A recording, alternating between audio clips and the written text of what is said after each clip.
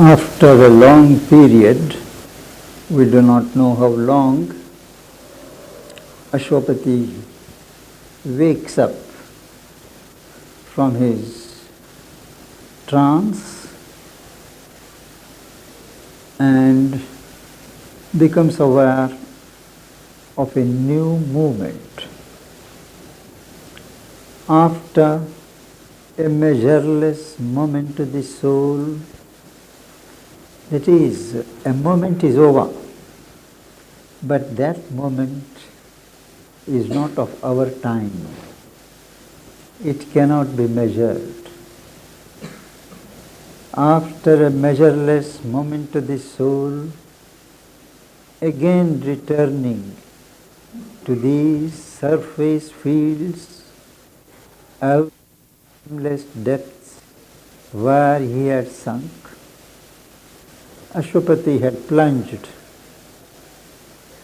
into depths of eternity,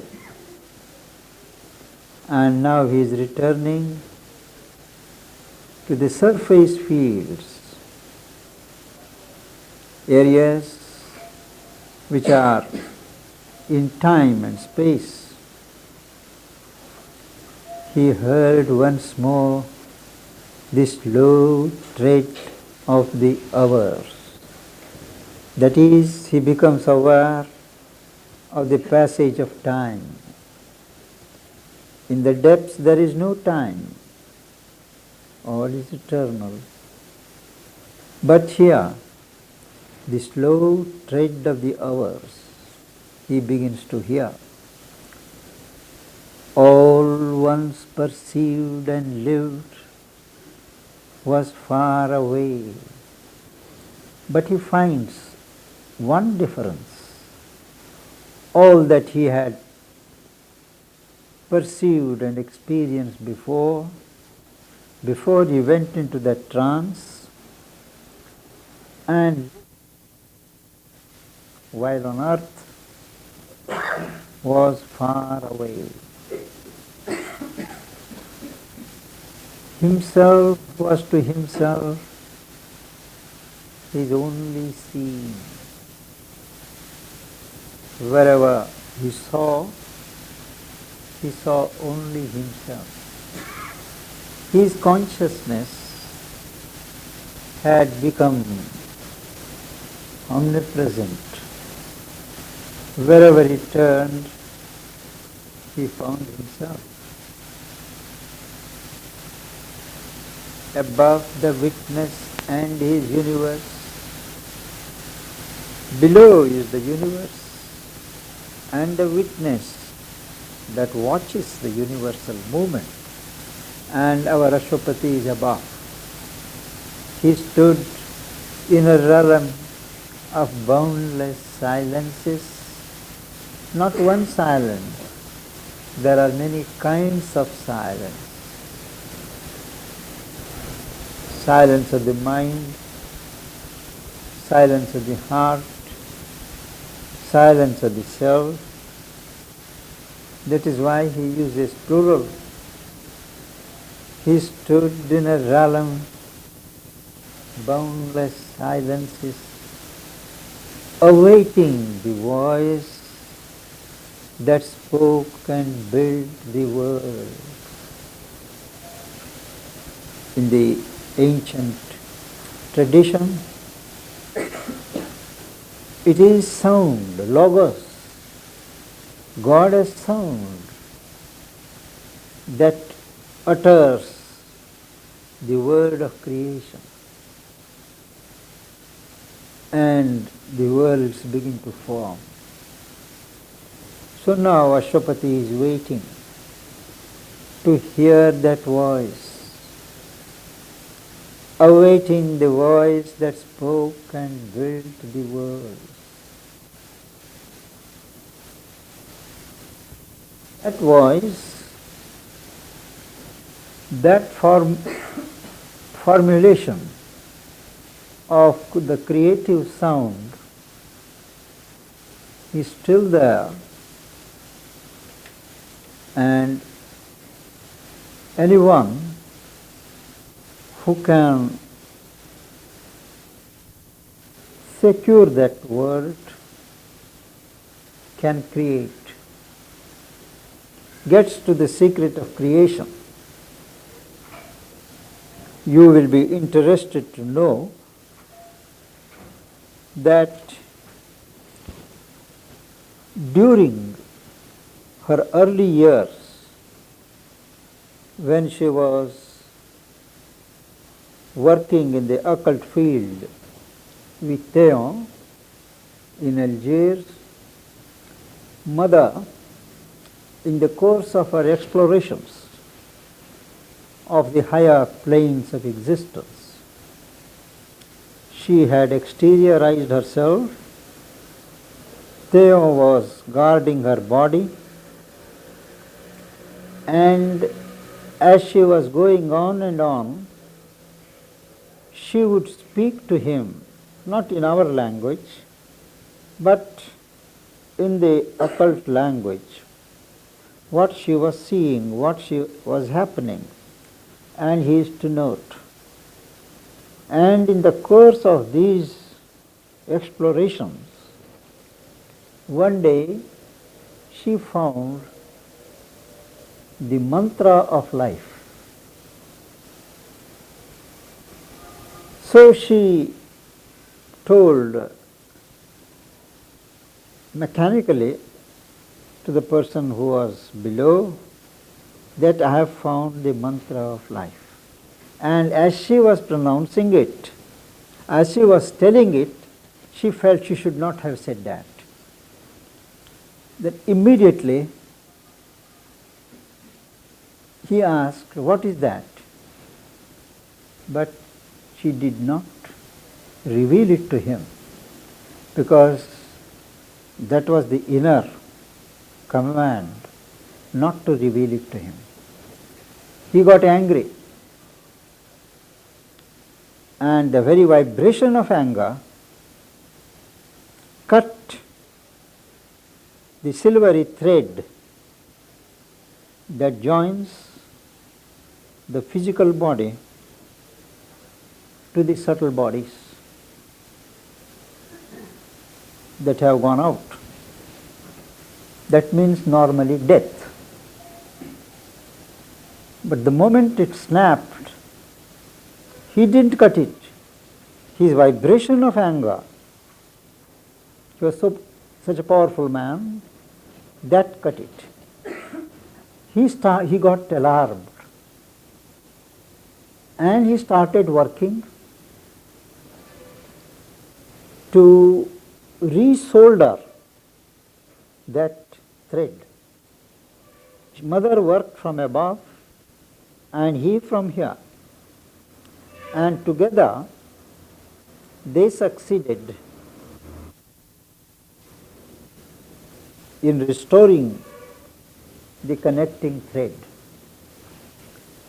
And I suppose that was the end of that mantra of life as far as Theo was concerned. Much later,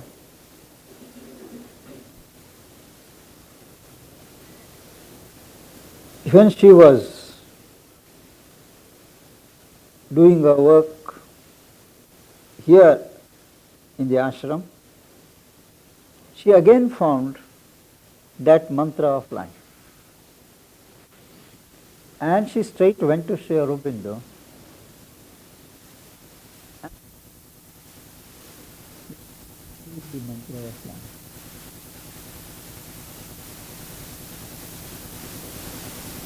But he just ignored it. He did not receive it. Mother explains that for Sri Aurobindo, that would be like magic. For him, it had no meaning unless it emanated from a creative consciousness. He did not want to use a formula for whatever creation he wanted.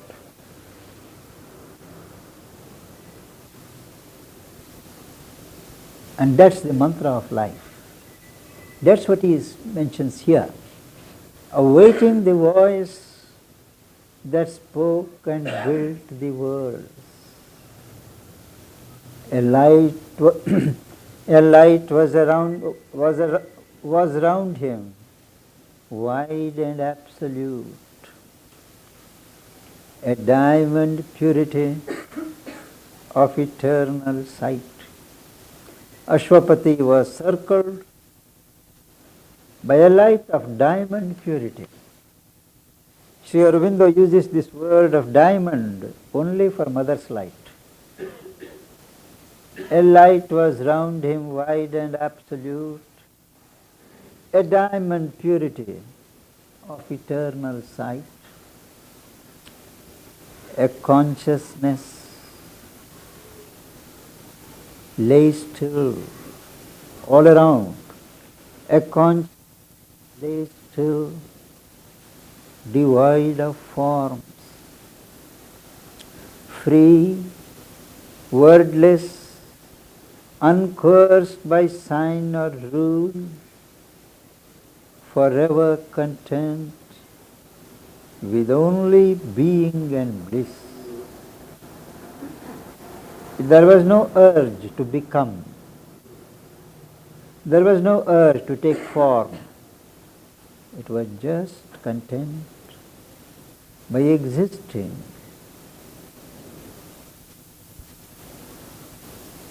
By living in that bliss of existence.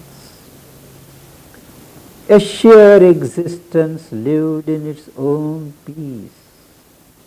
That is Satchidananda. A sheer existence, that is Sat, lived in its own peace on the single Spirit's bare and infinite ground. There was no forms, no worlds. Out of the sphere of mind he had arisen, our traveller of the worlds, risen from the country of the mind. He had left the reign of nature's hues and shades. He had left them far behind. He dwelt in his self's colorless purity. It was a plane of undetermined spirit. The spirit was free. The consciousness was free. It was not determined in any manner. That could be a zero or round sum of things. Here is another special principle of Sri Aurobindo's philosophy, and that is, a zero is not an empty thing, but a zero is a total.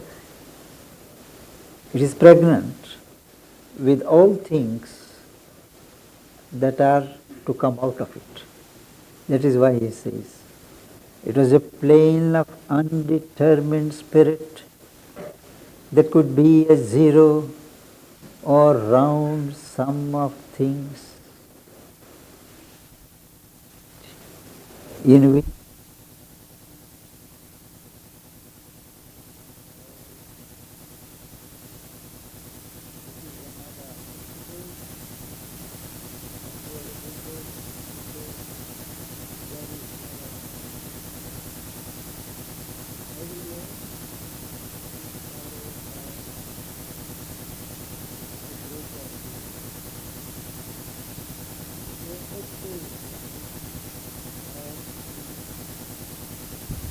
all began,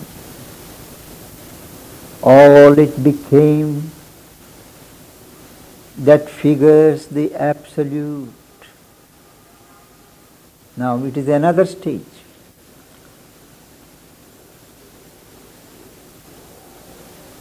The existence which is indefinable, which cannot be described, which is absolute.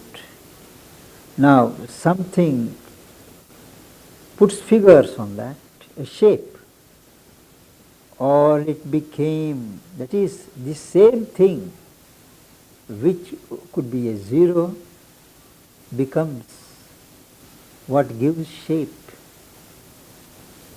to the absolute.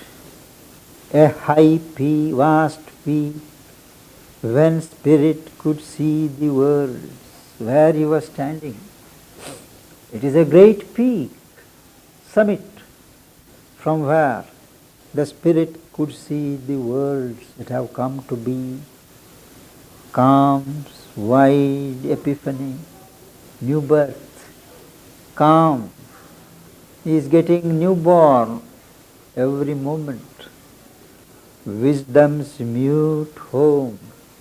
Wisdom is always silent.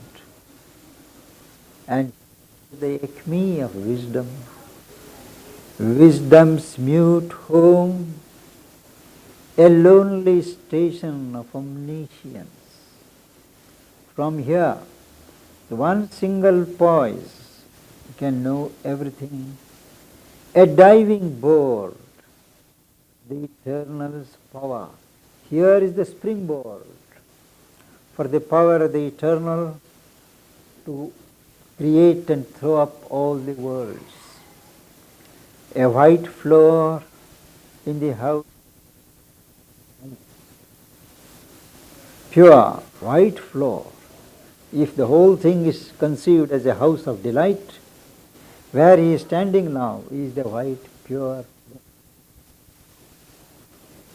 Here came the thought that passes beyond thought.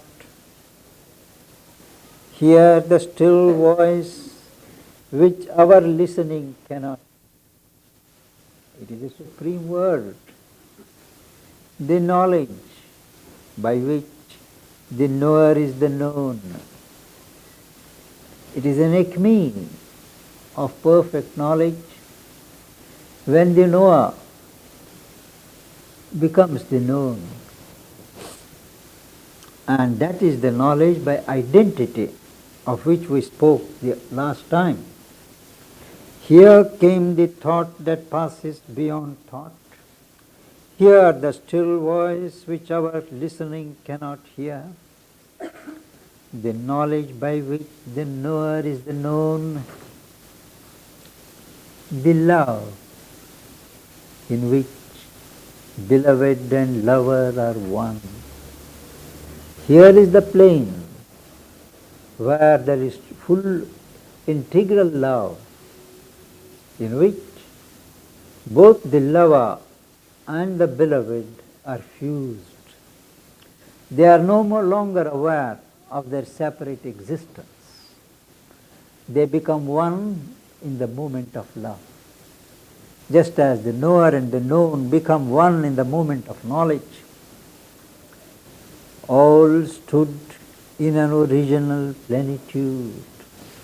Before things were broken up, before things were limited, there is an original plenitude, hushed and fulfilled. Before they could create the glorious dream of the universal acts, all these beings, all these forces, all these movements, before they could create in terms of the glorious dream, here they stood in their full, unbounded poise. Here was engendered the spiritual birth. Here closed the finite scroll to the infinite. The finite is pictured as crawling slowly and slowly to the infinite. And this is the place where the finite crawling journey comes to an end. 1,000 roads leaped into eternity. From the finite, there are so many roads, so many paths. Now all of them leaped into eternity. Or singing ran to meet God's veilless face. All the 1,000 roads ran singing and singing to meet the unveiled face of God. He is the supreme goal, supreme destination, and there is this song of victory. Singing ran to meet God's veilless face. The known released him from its limiting chain. So far, whatever he knew formed a link in a chain to bind him to the world that is created. Because every knowledge binds you to what you know. So he says here, the known released him from its limiting chain. And he became free. He knocked at the doors of the unknowable. Having got that freedom, having trodden those paths, now he comes to the doors of the unknowable. Unknowable by the mind. Then, standing there, gazing with an ineffable outlook, one with the self's in-look into its own pure vasts. His outlook has become one with his in-look. Not as on our level, outlook being quite different from what little of in-look we have. He says here, his outlook is immeasurable, one with the self's in-look into its own pure vasts. Both are vast, both are boundless. And looking with that outlook, he saw the splendor of the Spirit's realms, the greatness and wonder of its boundless works, the power and passion leaping from its calm, from the foundation of calm. The power and passion leap up, the rapture of its movement and its rest. He sees both the movement and the rest, and its fire sweet miracle of transcendent life. He calls it miracle because that fire which he sees is sweet. It does not burn. And its fire sweet miracle of transcendent life, the million pointing undivided grasp. There is one grasp which is not divided, but it is pointing to the millionfold visage, millionfold appearance, face of the reality, of its vision of one same stupendous all. It is one same, but when you look at it, it is the whole stupendous all. One itself is the all. Its inexhaustible acts in a timeless time. Time is a moment, but it is not the time that we know here. A space that is its own infinity. Space is normally bounded, but at this level, space is infinite. A glorious multiple of one radiant self. All things there, all beings, all movements, he says, they were a glorious multiple of one radiant self, answering to joy with joy, to love with love. That's the secret of creation. Why the many, one splits itself, throws itself into many, so that each of the many can answer joy to joy, love to love. All there were moving mansions of God bliss. That somebody was asking me today, what's the goal? This is the goal of life. One day, All there were moving mansions of God bliss. Not God's bliss, God as bliss. Eternal and unique, they lived the one.